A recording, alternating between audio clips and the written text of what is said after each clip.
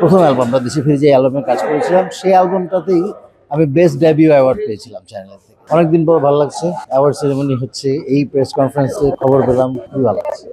আমার ব্যস্ততা কেমন যাবে সেটা চ্যানেল আই ডিসাইড করবে, কতখানি আমার হেল্প দরকার। আমি তো সবসময় আছি, আর চ্যানেল আইয়ের সাথে সবসময় থাকি, কারণ আর একটা বড় কারণ হচ্ছে যে আমি দেশে ফেরার পরে চ্যানেল আইয়ের থ্রু দিয়ে আমার সবচেয়ে বড় রেকগনিশনটা হয়েছে যে আমি যে অ্যালবামের কাজ করছি, প্রথম অ্যালবামটা দেশে ফিরে যে অ্যালবামের কাজ করেছিলাম সেই অ্যালবামটাতেই আমি বেস্ট ডেবিউ অ্যাওয়ার্ড পেয়েছিলাম চ্যানেল থেকে।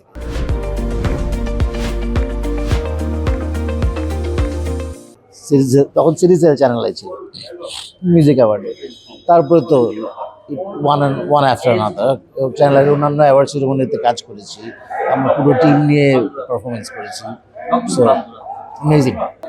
বর্তমান গানের পরিবেশটা আসলে যে যার মতো করে তৈরি করে নিতে হয়, আর সবার যেরকম যার যার অভিরুচি সে সেরকম ধরনের গান শোনে।